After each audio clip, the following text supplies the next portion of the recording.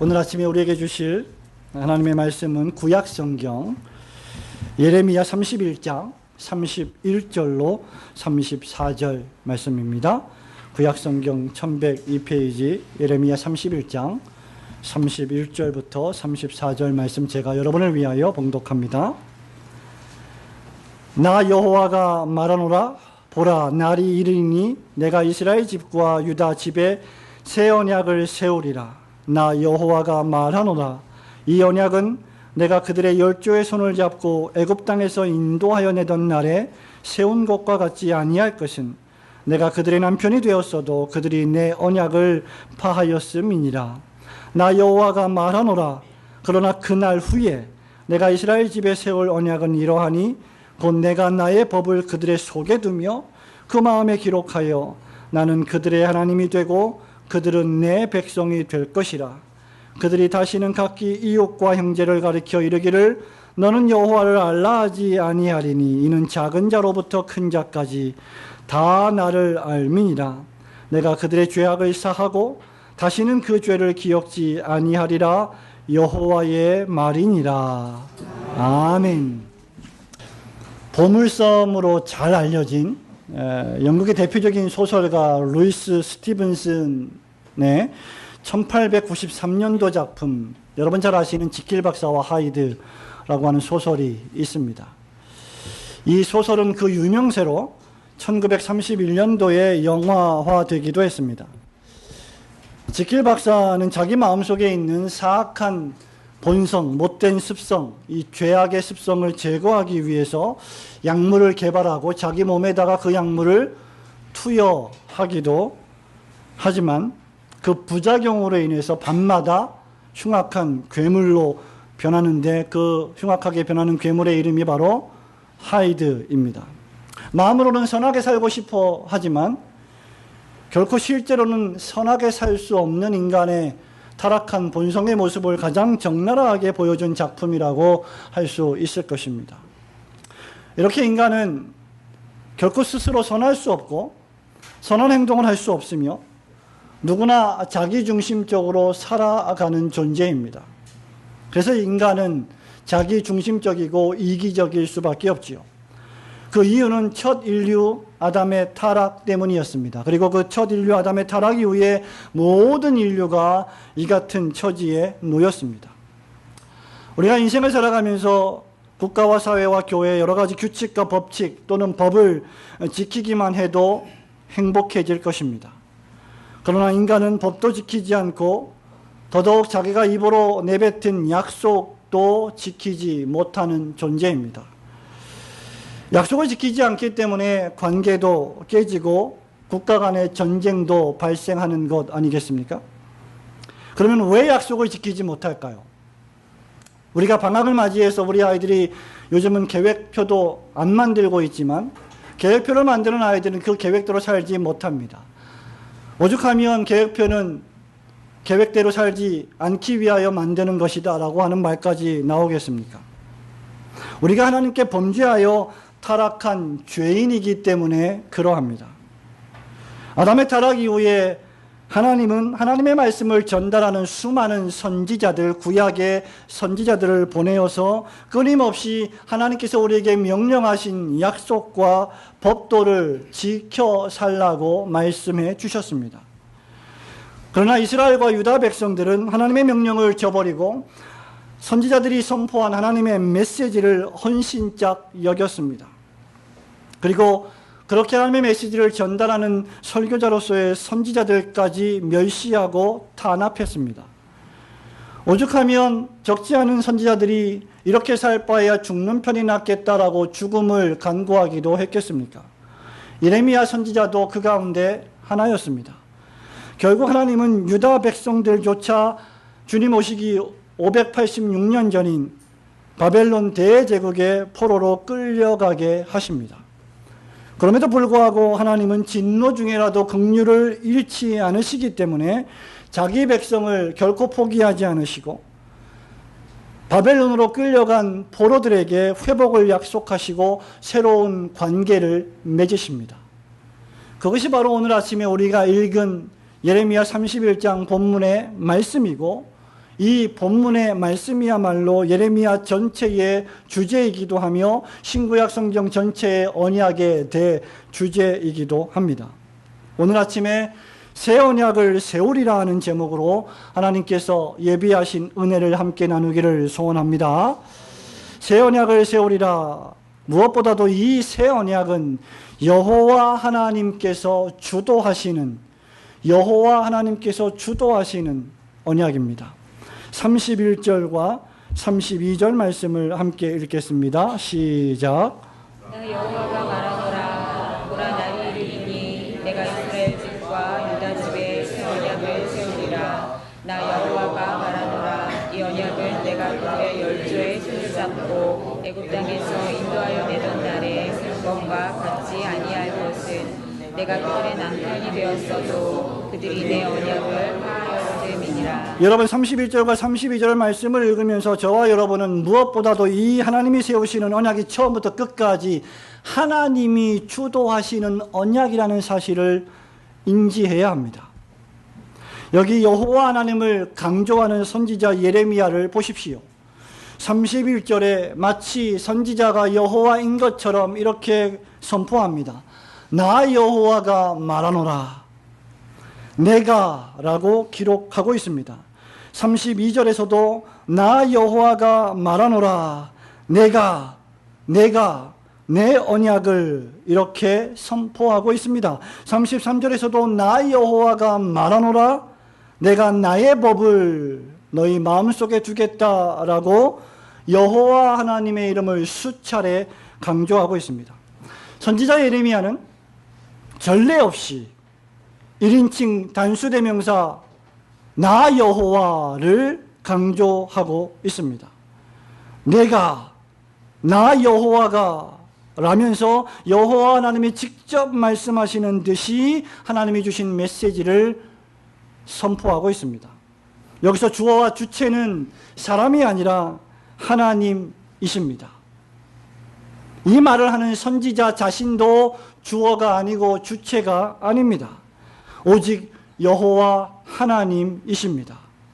이 말을 하는 선지자도 여호와 하나님이 하신 말씀을 대신 전달해야 했을 뿐입니다. 말하자면 이 언약은 시작과 진행과 그 끝조차도 여호와 하나님에 의해서 역사된다는 말입니다. 그것이 무엇입니까? 바로 새 언약입니다. 여기 새 언약은 새로운, 문자 그대로 새로운 언약으로서 옛 언약과 대조되는 말씀입니다. 옛 언약은 무엇입니까? 하나님께서 지금 예레미야 선지자가 여기서 기록을 하고 있듯이 32절의 말씀처럼 그들의 조상의 손을 붙잡고 애굽 땅에서 인도하여 내던 날에 모세를 앞세워 세우신 언약입니다. 그리고 그 언약의 증표로 십계명 두 돌판을 이스라엘 백성에게 주셨습니다. 이것 역시 물론 하나님이 세우신 언약입니다. 그러나 이 언약을 하나님이 불순종했고 이 언약을 하나님이 파기했습니다. 이스라엘이 파기했습니다. 이스라엘 민족은 출애굽한 이후에 하나님이 명령하신 약속된 땅에서 나를 섬기려 하게 함이라고 하는 그 말씀을 잊어버린 채 십계명을 지키지 않았고 가나안 땅에서 하나님을 섬기지도 않았으며 도리어 각종 우상을 집에 들여놓고 우상을 숭배했습니다.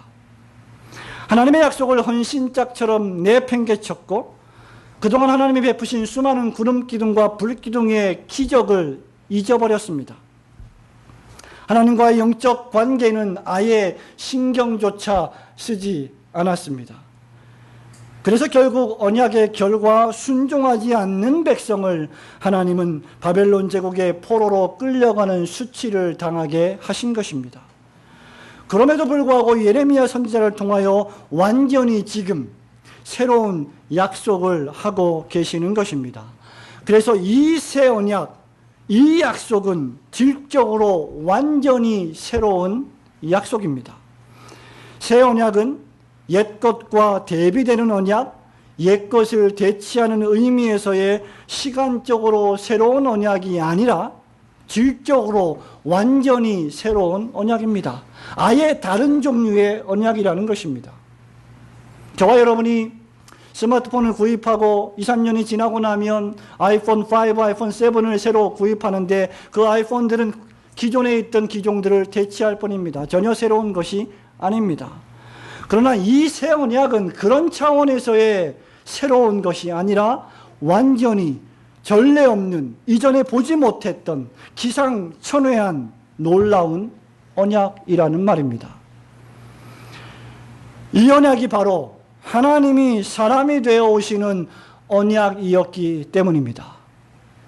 그리스도의 성육신은 인간의 전적 타락을 전제하면서 그 타락이 얼마나 참혹한지를 우리에게 보여주고 있습니다. 때가 참에 하나님이 그 아들을 사람에게서, 여자에게서 나게 하셔서 그분이 우리와 함께 하시는 임마누엘의 메시아 구세주로 오게 되신 것은 우리가 구약 성경을 통해서 수차례 볼 수 있듯이 하나님의 자녀들이 결코 계명과 율법과 언약에 순종하는 삶을 살 수 없기 때문에 그 순종하지 않는 백성들을 위하여 대신 순종하게 하시기 위한 놀라운 언약인 것입니다. 지금까지는 하나님이 선지자들을 통해서 말씀하시고 회개하라고 선포하시고 돌아오라고 말씀하시고 십계명이라고 하는 도덕법과 율법을 통해 언약을 맺으셨다면 이제는 하나님의 독생자가 친히 오신 것입니다. 그래서 이 언약의 성취는 결코 저와 여러분의 율법 순종에 달려있지 않습니다. 왜냐하면 우리의 순종과 우리의 불순종의 여부와 관계없이 이 새 언약은 전적으로 하나님께서 주권적으로 우리에게 역사하시고 우리에게 적용하시고 우리에게 성취하실 언약이기 때문입니다.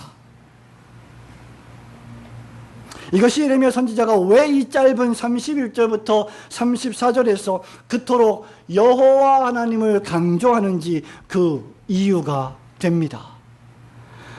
내가 너희를 구원하는 것은 너희의 순종 때문이 아니다. 너희의 수요 때문이 아니다. 너희의 선행 때문이 아니다. 내가 너희를 구원하는 것은 전적으로 나의 자비와 사랑 때문이다 라는 것을 깨닫게 하시기 위함입니다. 날이 이를 때, 포로기가 끝날 때 결코 너희들이 깨려야 깰 수 없는 언약을 내가 친히 맺고 너희와 관계를 완전히 새롭게 하시겠다는 것입니다. 이 언약은 그래서 나의 불순종으로 파기될 수 없습니다. 그래서 이것이 우리에게 은혜가 됩니다. 이것이 하나님의 자비입니다. 이것이 하나님의 사랑입니다. 하나님의 구원은 우리에게 구원을 받으라고 사정하지 않으십니다. 성도 여러분, 죽은 사람을 살릴 때, 죽어가고 있는 사람을 살릴 때 그 사람에게 살고 싶으냐라고 묻고 동의를 구하고 살리지 않습니다. 의사는 사고를 당하여 응급실에 실려온 사람을 그에게 물어보고 살리지 않습니다. 우선 무조건 살려놓고 봅니다. 하나님은 우리를 살리십니다. 처음부터 끝까지 하나님이 하십니다. 만일 살고 죽는 것이 나에게 달려있다면, 나의 순종 여부에 달려있다면 저와 여러분은 모두가 다 이미 죽었을 것입니다. 옛 언약의 순종에 실패하여 허물과 죄로 죽어버렸던 우리를 하나님이 그 은혜로 인하여 믿음으로 말미암아 다시 살리셨으니 이것이 우리에게서 난 것이 아니요 하나님의 선물이라고 이미 바울이 에베소서에서 설명한 바 있습니다. 우리가 실패한 것을 새 언약을 따라 둘째 아담으로 오셔서 우리를 대표하여 우리를 죄에서 구원하시고 의인 삼아주신 하나님의 무한하신 새 언약의 은혜에 깊이 감사하시는 성도들이 되시기를 축원합니다. 새 언약을 세우리라. 두 번째는 하나님께서 우리의 마음에 당신의 법을 기록하시는 언약입니다. 33절 말씀을 함께 읽겠습니다. 시작. 나 여호와가 말하노라. 그러나 그날 후에 내가 이스라엘 집에 세울 언약은 이러하니 곧 내가 나의 법을 그들의 속에 두며 그 마음에 기록하여 나는 그들의 하나님이 되고 그들은 내 백성이 될 것이라. 그렇다면 하나님이 어떻게 우리를 다시 살리시는 것입니까? 하나님께 범죄하여 타락한 죄인들, 생각하는 모든 것들이 악하고 그 마음의 경영과 허사가 전부 더럽고 탐심에 가득한 저와 여러분을 어떻게 살리십니까? 죄에 있는 우리들을 어떻게 죄 없다고 선언하실 수가 있다는 말입니까? 만일 죄에 있는 우리를 아무 이유 없이 죄 없다, 의인이다 라고 말하신다면 하나님은 결코 의롭다 칭함을 받지 못하실 것입니다. 하나님은 우리와 상관없이 이 일을 하십니까? 결코 그렇지 않습니다. 우리의 순종과 불순종 여부에 관계없이 하나님이 우리를 구원하시지만 그렇다고 우리와 아무런 상관없이 우리를 구원하시지는 않습니다. 선지자는 여호와 하나님의 말씀을 받아서 우리에게 그 언약의 내용을 이렇게 말합니다. 내가 나의 법을 그들의 속에 두며 그 마음에 기록하여 내가 그들의 하나님이 되겠다. 앞서 말씀드린 바와 같이 선택권이 우리에게 없습니다. 우리에게 하나님을 선택할 권리도 없고 우리에게 하나님을 선택할 능력도 없고 우리에게 하나님을 선택할 지혜도 없고 우리는 하나님을 선택할 의지와 의도와 마음도 전혀 없습니다. 하나님이 그렇게 하시겠다는 것입니다. 성도 여러분, 선택권이 우리에게 없음을 먼저 감사하시기를 바랍니다. 만일 나에게 선택권이 있었다면 타락한 저와 여러분은 결코 하나님을 선택하지 않았을 것이기 때문입니다. 이제는 하나님이 여러분을 선택하십니다. 하나님이 여러분을 정하십니다. 하나님이 여러분을 수술대 위에 올려놓고 대대적인 수술을 하십니다. 죄와 허물로 죽어버린 우리 영혼 속에 하나님의 생명의 법을 심으시면서 영적으로 수술하십니다. 하나님이 왜 이렇게 하십니까? 우리를 휘감고 있는, 우리 영혼을 휩싸고 있는 그 죄가 그 어떤 강력한 암덩어리보다, 그 어떤 세균보다, 그 어떤 강력한 접착제보다 더 강해서 엄청난 수술이 아니면 우리가 살아날 수 없기 때문입니다. 우리의 영혼을 완전히 바꾸어 놓지 않으면 우리는 결코 바뀌지 않을 것이기 때문입니다.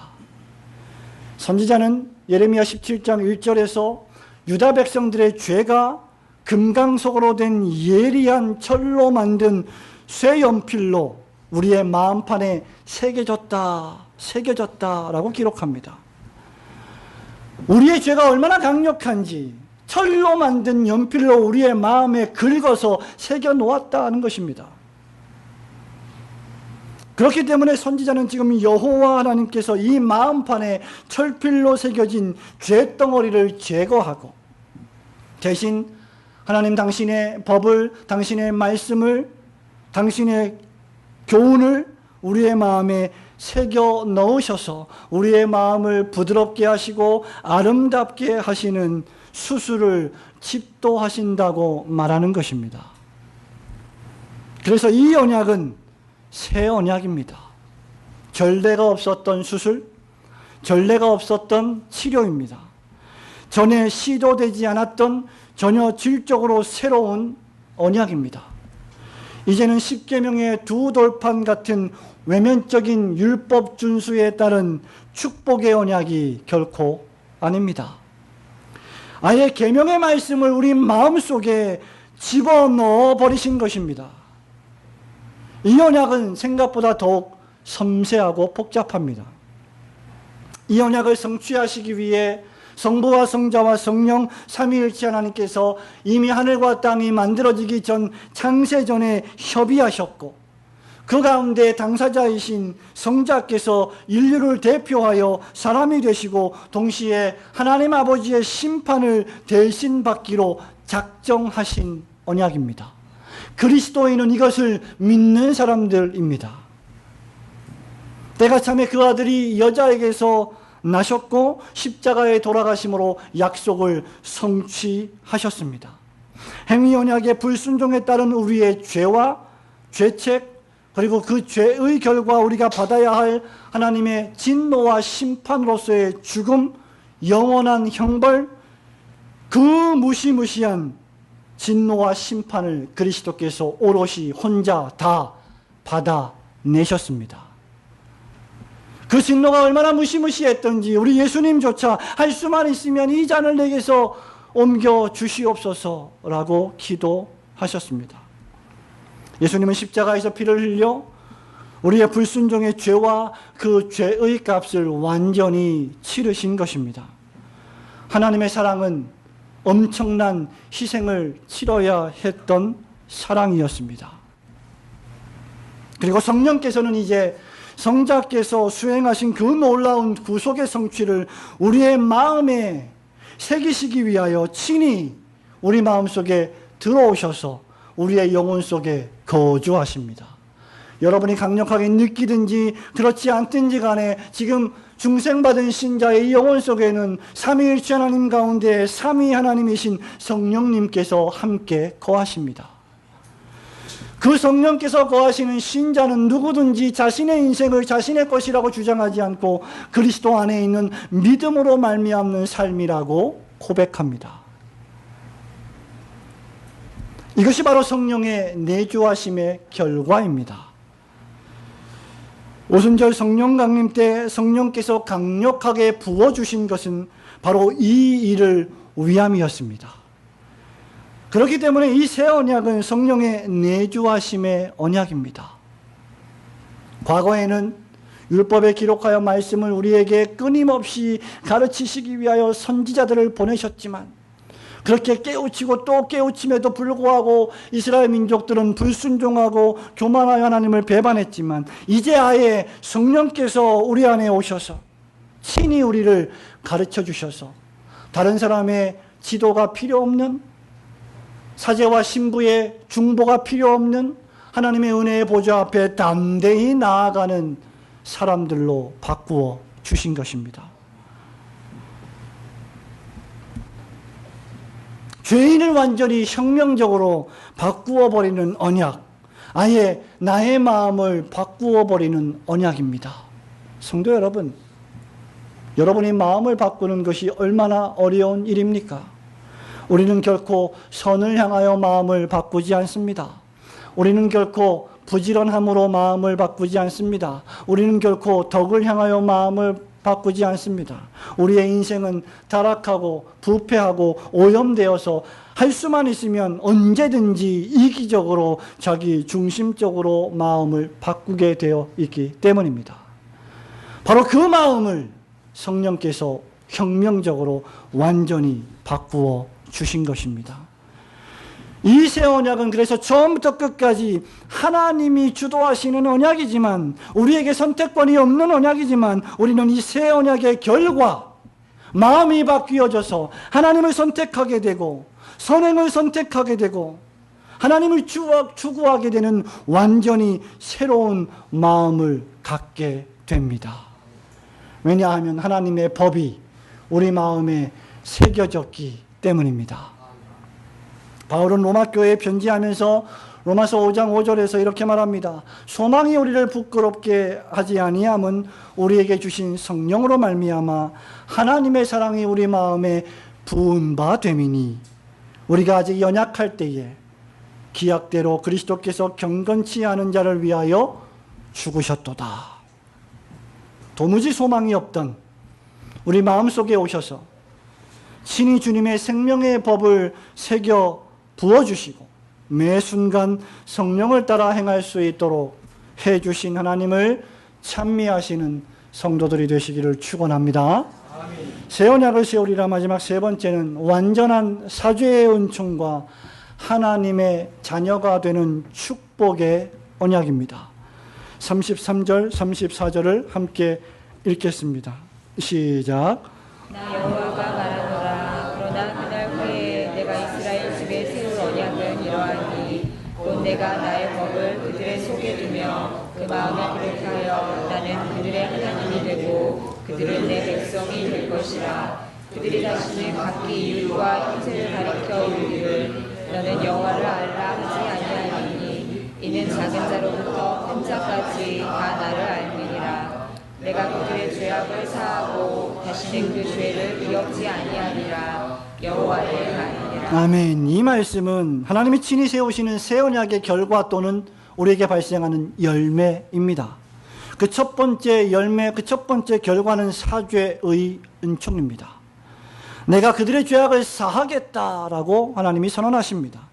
더 놀라운 사실은 다시는 그 죄를 기억지 아니하리라고 선언하십니다. 죄를 기억하지 않으시는데 다시는 기억하지 않으신다는 것입니다. 하나님이 다시는 기억하지 아니하시는 그 죄를 감히 그 누가 다시 우리 앞에 꺼낼 수 있다는 말입니까? 이는 죄라고 하는 것이 이제 저와 여러분에게, 중생받은 신자에게, 하나님의 백성된 자들에게는 아무런 상관이 없게 되었다는 뜻입니다. 완벽한 용서를 의미합니다. 이유는 우리 주님이 우리를 위하여 흘리신 십자가에서의 보혈이 완전하고도 완벽한 엄청난 대가를 치른 보혈이기 때문입니다. 우리는 우리의 죄가 얼마나 무시무시한지 잘 모릅니다. 그렇기 때문에 그 죄를 속죄하기 위하여 얼마나 엄청난 대가를 치러야 했는지도 잘 공감하지 못합니다. 예수님이 십자가에서 흘리신 피가, 그 용서가 얼마나 엄청난 것이었는지를 우리에게 보여주는 것입니다.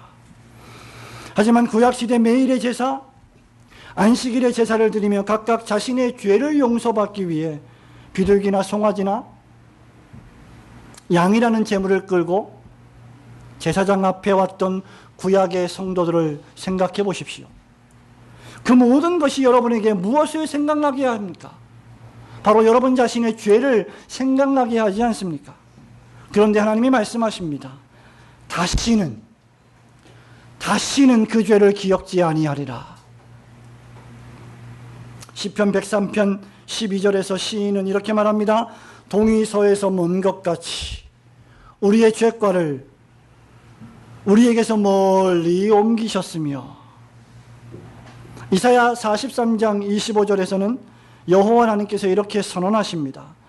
나는 나를 위하여 내 허물을 도말하는 자니 내 죄를 기억하지 아니하리라. 여호와께서 다시는 우리 죄를 기억하지 않으십니다. 믿으시기를 축원합니다. 영원한 사죄의 은총을 받으셨음을 확신하시고 구원의 은혜 안에서 기뻐하시고 즐거워하시기를 축원합니다. 새 언약의 두 번째 결과는 무엇입니까? 믿음입니다. 33절에 선지자는 계속해서 이렇게 말합니다.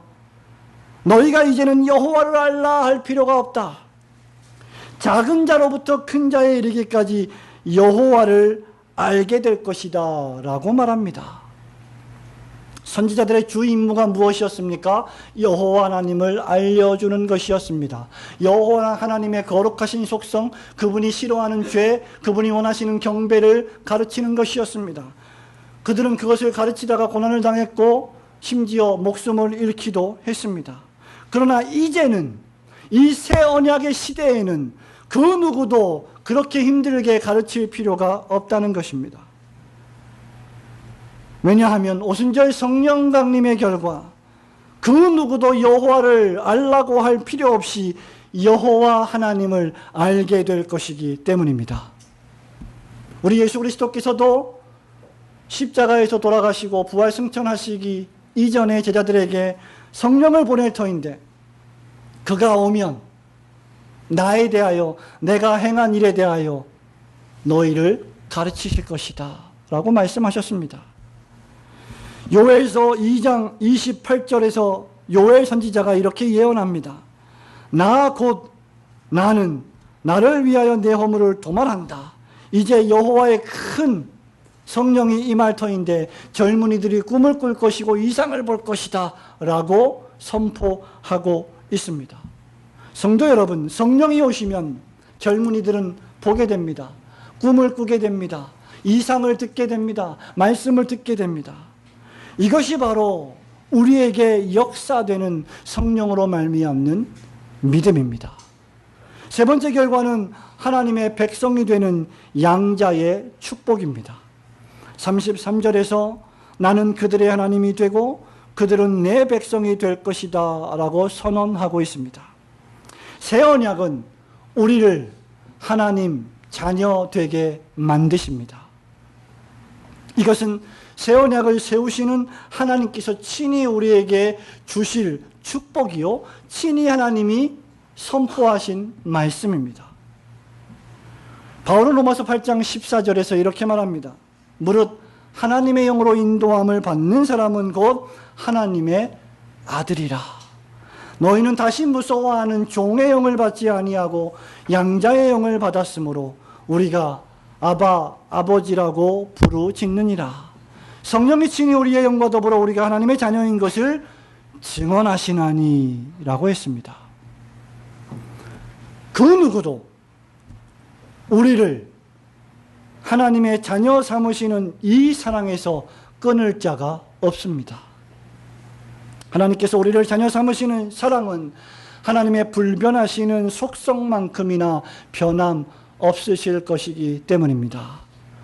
저와 여러분의 모든 죄를 용서하시고 우리에게 믿음을 주셔서 우리가 하나님의 자녀된 것을 확신하게 하시는 하나님의 새 언약 안에서 하나님을 아바 아버지라고 부르시는 은혜로 충만하시기를 축원합니다. 성도 여러분, 말씀을 맺습니다. 저와 여러분은 과연 구원을 얻기 위하여 공로적으로 살고 있지는 않습니까?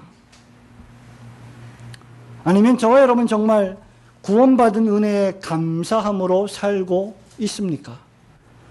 하나님을 향한 여러분의 사랑은 조건적입니까? 아니면 무조건적입니까?